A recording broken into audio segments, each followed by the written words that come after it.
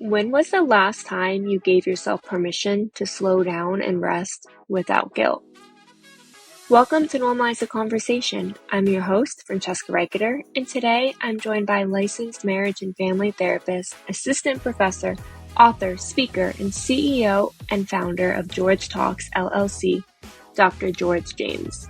In this episode, Dr. James shares his experience of managing high stress while balancing multiple roles to offer valuable insights into why it's important to set boundaries and take breaks. Remember, productivity does not have to mean overwhelming yourself with stress and responsibilities. Thank you so much for joining me today. I am super excited for our conversation. But before we begin, I just want to check in. How are you really? I'm actually feeling really great today. I think today, coming off of a holiday weekend with some celebration, some good family time. I even got a chance to play basketball, which I haven't been able to do in a little bit. So I'm actually feeling pretty good today. Oh, I love that. It's so great when you have that time to just reset and take care of yourself and do something that makes you feel really good. It is. And, I think like in the work of being there for other people and supporting other people and being a therapist, coach, guide, sometimes it can be hard to make that time even as much as we want to encourage others to do that. And so I love when I'm able to really do that. And I get my tank gets filled back up with just quality time with the people I love, friends, family. And I was able to have that this past weekend. It's amazing. One of my teachers actually makes us do a self-care journal every week. Nice. And I thought it was really silly in the beginning, but as we kept doing it every week, I was like, what did I actually do to care for myself? Hmm. And how difficult it is to make time now as a student and getting into going into practicum and then becoming a trainee and associate. What is that going to look like? And where am I going to be able to make time if I'm not even consciously making time for myself now? Yeah, it's one of those things like everything. It's something that you build and grow. But for me, it's been like different phases of my life that make it either easier or harder. And if you don't have it in place, if you're not practicing, if you're not having some routines, it can be easily gone. And, for myself, what I learned was that I needed a break, and that could be a day off, a half day off, a weekend, a getaway, a vacation, probably every, 5 or 6 weeks. I kind of realized that was a rhythm that helped me to feel good. And when the pandemic hit, especially the shutdown, I went months without having a break and I just felt it. It felt like I remember one day just feeling exhausted and it was because there was such a shift in what we were doing and what was expected and people were in need and I was being asked to do lots of different things but I had to find time. And I remember finding, talking to my wife, like, hey, we got to find a way how to like take a day off. And it took us a few weeks to find a date that worked on both of our schedules. But I still remember that October 30th of that year, we took that day off and it was great. And all we did was drive down 2 hours to Baltimore and hang out for the day, walk around because this was a time when you weren't really doing anything. And we just got back in the car and drove back, but it felt great because I had time off and it was part of my self-care. And it's really great that you had someone to do that with and to be able to coordinate your schedules. It is so hard to coordinate a schedule with anyone. I'm learning that now. Yes. So hard. I spent like 6 months before my friends and I could align our schedules. It's actually really difficult. But the fact that during the pandemic, everything was shifting with telehealth, right? Being able to serve more clients a lot quicker it was a lot. And there was a huge increase in the demand of therapists. So to go from that massive shift where so many people are struggling for the first time, they're dealing with like a severe isolation from their friends, from their family, and for the first time, kind of being stuck with your own thoughts and stuck home. and then stuck home with your family and maybe your partner who you're not used to being with all the time. It was a lot, and it was a lot on therapists to be able to offer that support for their clients while also going through very similar situations. Yes. Yes.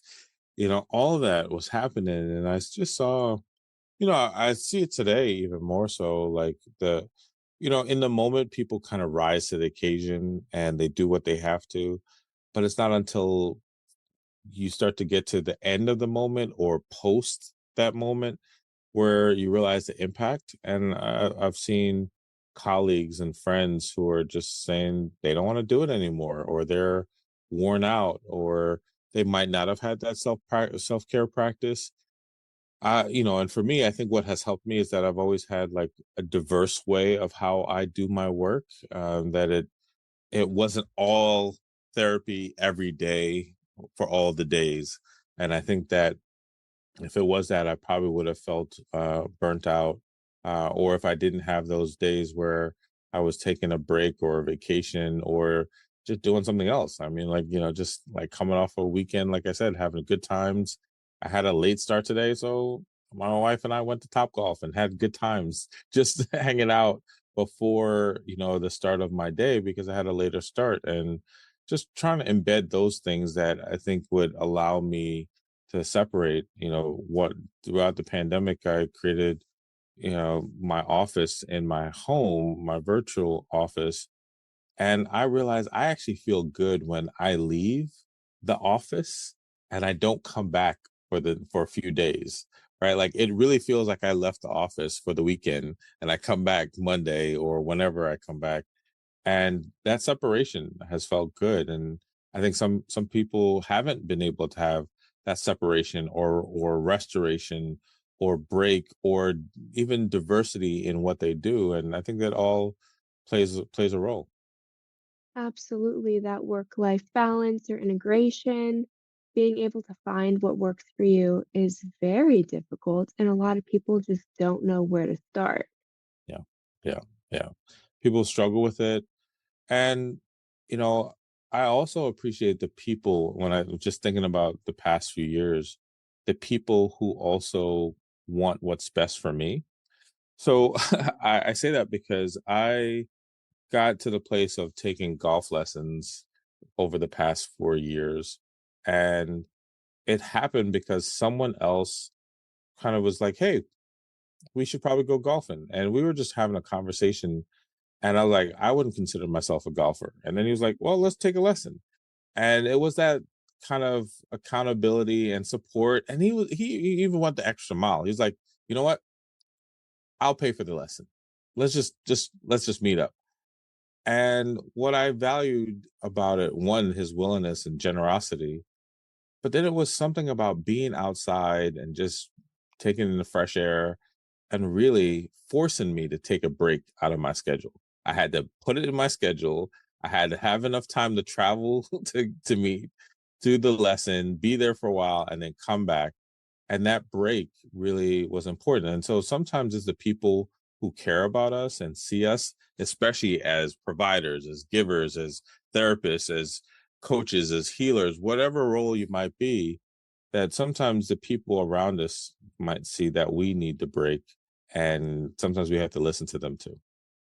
Yes, it's so amazing that you had your friend kind of put you into that time for yourself. I know with my friends, something I started doing was like put it on my calendar. You call me, let's open my calendar and let's put it on the calendar and block off that time.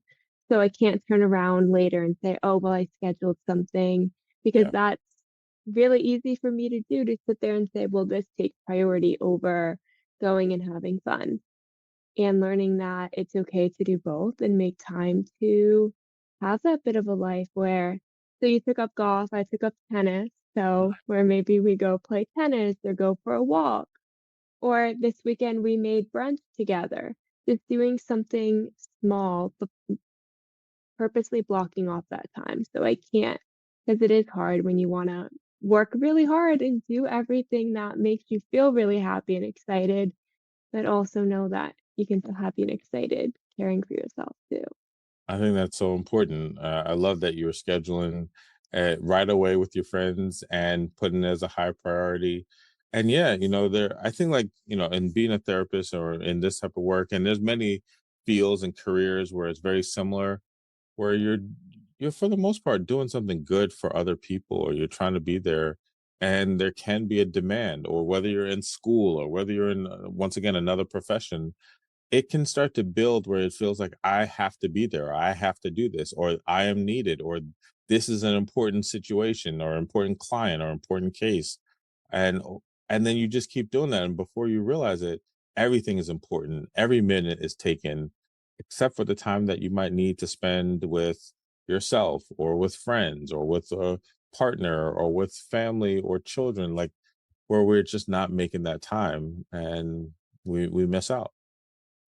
How did you start to create that balance for yourself? I think I started to create that by, just watching other people. I saw like lots of people who worked hard. I also really think about my parents. My parents were hardworking folks. They were both born and raised in Jamaica and came to the US. And I they didn't have a lot of resources, didn't have a lot of money, and had to work really hard. And didn't take a lot of vacations. And my mother, in particular, would talk about how she wanted to travel a lot. And this actually has shaped one of my signature talks that I give called I Give Myself Permission. And it's really one part of it focuses on we can learn really great things from our family, and in particular, our family of origin. And what I learned was hard work. I saw my parents, I saw my mom work hard. I saw them care for other people. But on the other side of that coin, I didn't necessarily see them take practice self-care, take real vacations. And so I think that was my first thing of saying I want to really work on that. And I think I got into traveling and really got the travel bug. And I love to travel, and people around me know that and know that I'm traveling multiple times a year. And over the years, I've also learned and had the ability to travel to work for work. So I can go speak in Miami. Love it. Call me all the time you want me to be there. I'll be there because I can go do the work and also spend some time with friends or family or other people. So I think early on, I realized what my parents did and saw their example and what they didn't do. Then I had examples of mentors and guides who were practicing. And then I loved traveling. And so that's how I take the break. Take the break and, first it was where can I get with small amounts of money? What flight can I find? What road trip can I get on? And I started to realize that that made me feel energized and fulfilled. And when I came back, I would always joke with my clients, if you want the amazing, best, like phenomenal, life changing therapy session, get me right after I come back from a vacation. Because by that point, I feel really refreshed and renewed, and everything is kind of flowing in the right way. And so I think that's how I started it. And then it just felt good. And I've just been doing it ever since. Finding something that makes you feel really good is so important. But I love what you said about looking at your family of origin, your parents, and what examples they set, and the good ones, and the ones you're like, oh, I would like to change that for myself. I wrote a blog recently talking about my mindset and where it came from. And when I was younger, my dad used to stomp through the house with his boots on at 5 a.m. to wake us up. And it was very annoying. But I would get up at 5 a.m. and he would say, the early bird gets the worm. You have to get up before everyone else. Sleep when everyone else is sleeping? Kind of. But you need to be up before them and you need to be getting work done and taking advantage of the day. And I kind of lived by that for a while to the point where I was sleeping 2 to 3 hours and getting really tired and hitting things with my car or walking into walls and just not operating without having these breakdowns, these really tough days. And it took a while to see where that mindset came from. And I appreciate the hard work. He worked very hard so I could have so many opportunities. So I'm thankful for that. And I appreciate the fact that he gave me that desire to work hard and do multiple things. But it did really impact me until I learned that that hard work is so important and finding ways to also incorporate sleep or care or just changing my environment for a little bit during the day so that I can drive without hitting things. Really important. Very important. And I love that. I love that, what I say to folks is that this is in no way to shine a negative light on my parents. They were amazing people and offered me great things that have impacted my life in significant ways. And if we hold honest reflection, there's also some things that I wish were different, just like my own children will say. And your ability to kind of talk about, your father and like recognize, like, hey, I tried to practice that, but the way I was practicing that wasn't really working best for me. So I have to either figure out a different way. I'm gonna work hard, obviously, right? Like, what am I? What is this? 177 or 176 episodes? That's hard work. I have my own podcast. Like, getting to 100 episodes is difficult, much less almost two. So, right, that says that you're able and willing to work hard.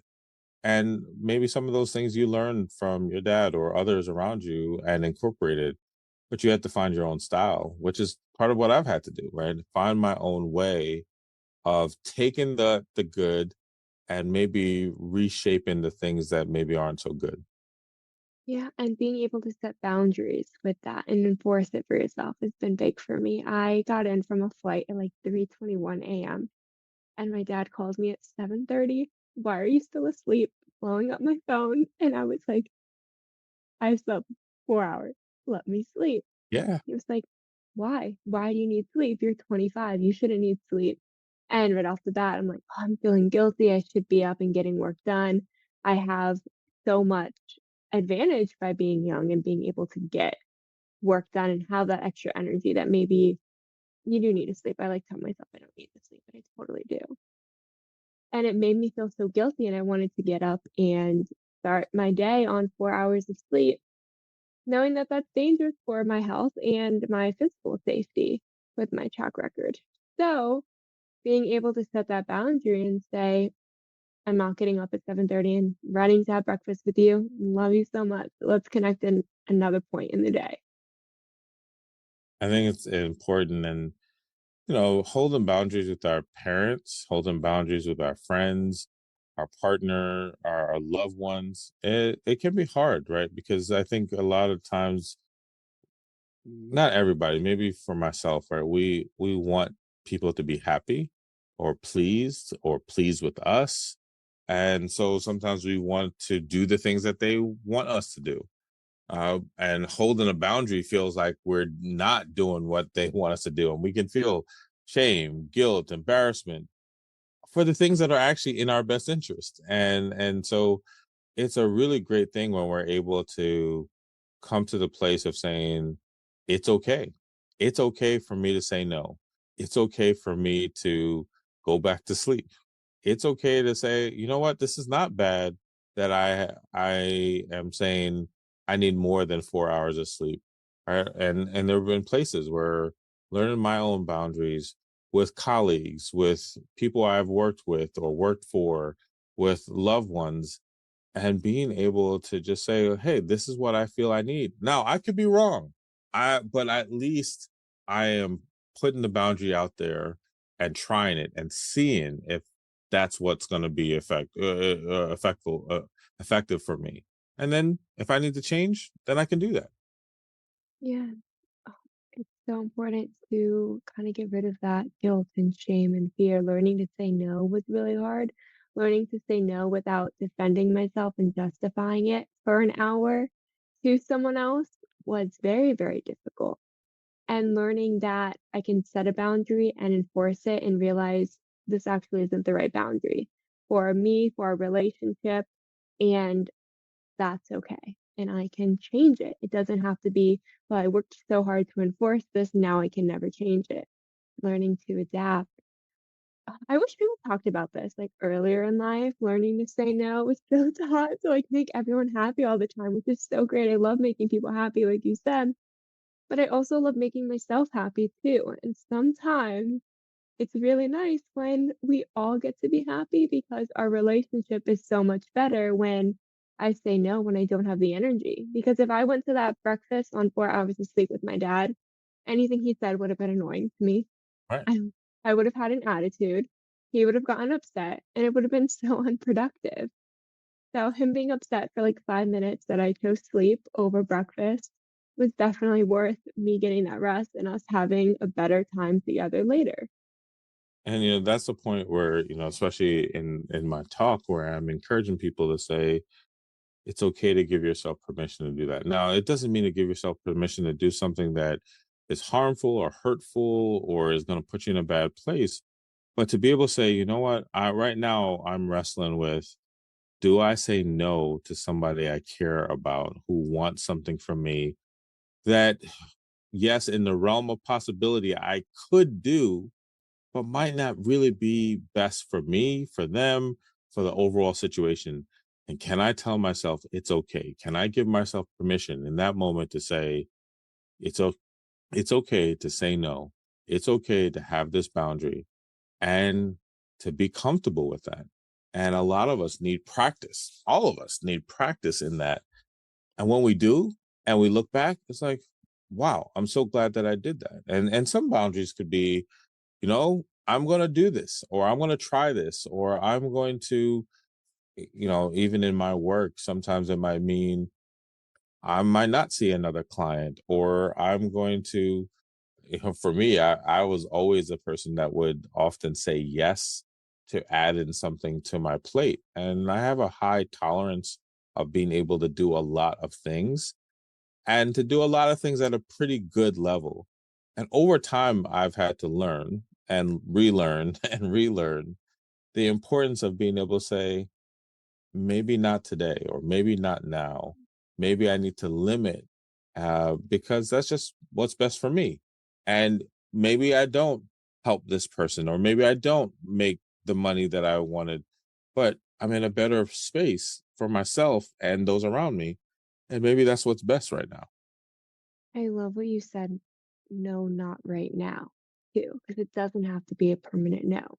And I think that's something that people misunderstand with boundaries is that if I say no, it's no forever and I'm closing a door. And you can say no today. I really don't have the time, I don't have the energy, I don't have the mental capacity to take this on, but let's reconnect in the future. It doesn't have to be a no forever. I think keeping that conversation alive is so important because we never know how things will change or how we will change. Uh, but yeah, sometimes it is needs to be, yeah, it's a no for today. It's a no for today because I had 4 hours of sleep. But tomorrow I might have a lot of sleep, right? I might be really ready and to go. Or, in my situation, like I said, there are times where I can hold that. And it's been just amazing for me to also recognize just even some of the natural rhythms of life where I would have said yes, but somehow it didn't work out. And when I look back, I would have been a complete mess, right? If I had said yes and it worked out. So sometimes I'm the one creating a boundary, and sometimes life or life situations or other people make the boundary for me. And I learn from that for the future to be able to say, you know what, maybe not now. Maybe this is not the best thing. And for me, that's been navigating a workload, or from what's important to me is balancing my work and my career and my ambition for that while also being present for my family, for my wife and my children, because it can be very easy to do one or the other. But I fully believe in both. And that's what I try to embody in my own life. And that's what I try to encourage the people I work with to do in their own way, but to know that it is possible. Yeah, it's funny how life works out. One thing you said was that you have a high tolerance for being able to do so much and handle a lot of stress. And when you can do so much so well, it's sometimes really hard to identify that limit of I'm doing too much. How have you been able to identify that space of or that line of this is reasonable for me and my lifestyle and my family and what I want, and this is actually too much on my plate? Yeah, that's an ongoing thing. I think what I've realized is when I get like internally frustrated or irritated. Like as a therapist, you see people and you work with people, and I tend to really like my clients and I like the people I work with. And I learned early one sign for me was when I started to feel like, oh my gosh, this person. When I start to have that feeling, that usually means like I need a break or something is going on. And in the work, there's a phrase of person of the therapist or self of the therapist, which is really about paying attention to yourself and what's going on for you. And so that would be one of those signs for me of just having some frustration or like, or, or wishing like, I hope they cancel, right? Having that feeling, I would know like, maybe I'm a little bit overwhelmed or maybe I'm a bit stressed. That would be one of those. I didn't realize it, but then I picked up on it that would be one of those signs. And then, as I've moved forward in my life and now having a family, I realize that sometimes I can be driven and I can be like, okay, the next thing or the next mile or the next thing to accomplish. And it just seems like it's normal. It's the next thing to do. But when other people are involved, they can be overwhelmed from the first thing. And I think I started to pay attention to like, oh, what feels normal for me might not be normal for other people. And that sometimes has allowed me to say, does that mean maybe I passed? Is it that I've passed the line of what is kind of maybe okay in what I'm asking people? Or are they just their tolerance isn't up, so they aren't able to handle as much? But I've been able to at least ask myself that instead of just, no, we're going to keep moving and having people be miserable. It's finding that line of what's feasible for all parties involved. And that's really hard when you're very ambitious and you're able to work really hard and to keep going because for you, it's normal and it's exciting. And then for someone else, this is a good example of me and my brother. I'm very much like a let's keep going person all the time. I'm always on, and he's, oh, I want to be generous. He's like 75% on.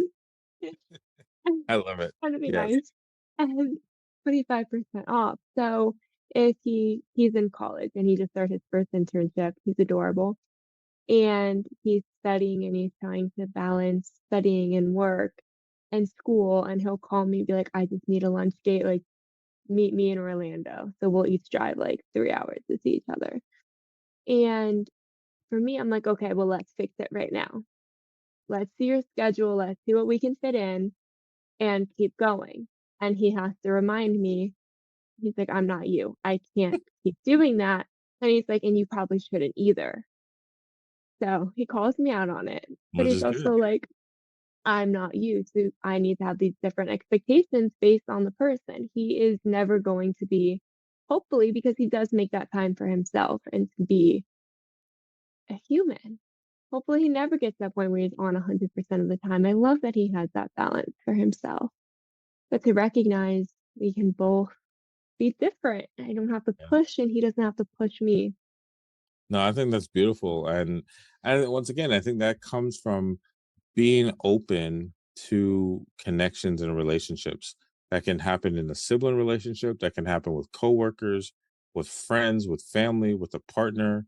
For me, it's been mainly my wife where she's helped me to just to reflect on, hey, to think about what I'm doing or to be aware of what I'm doing. She's very supportive of my ambition and my drive while also helping me to think about, at what cost at times.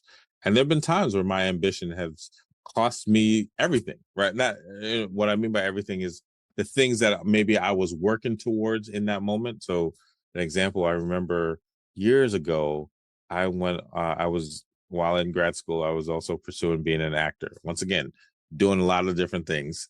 And, but I enjoyed it. And I had this audition in New York about 2 hours away. And the same day I had a speaking engagement. And so I believe, yes, of course, these things can happen. Let's keep going. And I went on the audition two, and I went to the second one. But here was my downfall. I'm also a talker. And at the second audition, I saw somebody I know. And then I started to talk with this person lost time, and I really should have probably either not gone to the second one or really made it in and out. Got on the road, hit a bunch of traffic, was super late to the speaking engagement. And my wife was really supportive and held me accountable of saying I really have to choose because that wasn't really representative of the way I want to show up. Because now I'm super late to the speaking engagement. That doesn't make me look like someone who's showing up and who's going to be competent and deliver. They're expecting somebody to be there. And that helped me to make some changes going forward of recognizing it can't always be everything always on all the time because you could end up losing it all. And so I love that your brother, kind of also kind of highlighted that. And that can, I believe that happens in relationship, that we can really sometimes recognize what we're doing. And sometimes it's a sibling, a friend, a family member, or a partner that can help us to recognize that. How can people start opening that conversation? I know with my brother, him and I are just very like, "I'm not you," is our automatic response to each other. So for us, that's just like a natural dynamic fighting over who's our personalities. But I think it can be really difficult for people who love someone and care about someone and they want to offer some kind of like feedback or constructive criticism that allows them to bring more awareness to maybe decisions they're making that aren't super healthy for them Yeah. or that aren't long standing. So how would you what advice do you have for someone who wants to open that conversation with a loved one? I think in any of those conversations, if we pursue it with thoughtfulness and kindness, it's more likely to work than to not. Right? It's hard for anybody to hear some critique or criticism or flaw. We can be highly defensive. We can we can deny it. We can do all those things. And sometimes it's major things that could be life threatening. Sometimes it's character things. Sometimes it's like annoyances or things that just bother other people. And I think just thinking through, like, okay, how do I want to say this? So oftentimes, even in my work, whether I'm working with a leader or athlete or entertainer or a client, I'm helping them to think through what is it that you're trying to say. I'm often then giving them the words of what could be said. Here's a way to say it that's vulnerable. Here's a way to say that's open. Here are some words, and people will say, "Oh, you know what? I didn't think about it that way, or I didn't have that way to put it together." And then I'll say to them, "All right, now put it in your own words, right? You don't have to use my words, but I wanted to give you a framework. I wanted to give you a way to kind of hear it and then that helps them to say, "Oh, okay, I just didn't think about it that way." So oftentimes we might need to kind of take a moment. Like sometimes people write that email or reply email and send it instead of write the email, then read it, then rewrite the email, get somebody else to look at the email, especially if it's an emotionally charged situation, because that first draft is usually trash. It's usually just not good. So I encourage people to have conversations with kindness and thoughtfulness. Know that the other person might not really be open to it, and practice a little bit before you start. Maybe think through what is it really that I'm trying to say. What are some ways that I can say it, and then go for it.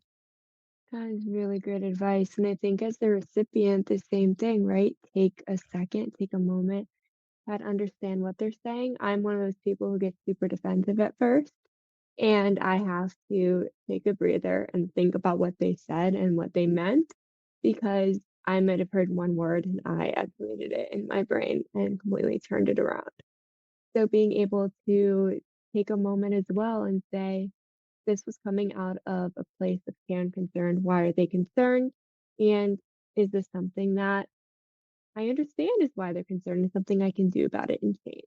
Or, you know what I'm doing right now is needed and important, and I'm not willing to make a change because either option can be right for you. That is so once again, that's so important, right? A lot of I think what we've been talking about today is like being aware of ourselves. And that we're not perfect and that we might need to make some changes and adjustments, but it comes through that self-reflection. I think that is so important. I think what I learned along the way over these years is, what does it mean to be aware of, like, did I mean to say it that way? Or how did that come off? Or what am I feeling right now? Or it just all that self-reflection. When you talked about the self-care journal, it's a part of self-reflection. And in doing that, then we can say, you know what, I can be defensive when people say things because I've recognized this pattern in myself. So therefore, I'm going to take a moment to just take it in. But if we don't practice self-reflection, we just become defensive all over the place.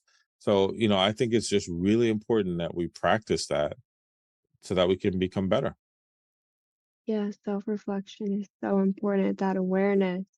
I had a class the other day and we had to practice reframing statements and how we would approach a topic with someone to be able to help a couple who needs to work on their dialogue. And my group is very logical and I'm very emotional.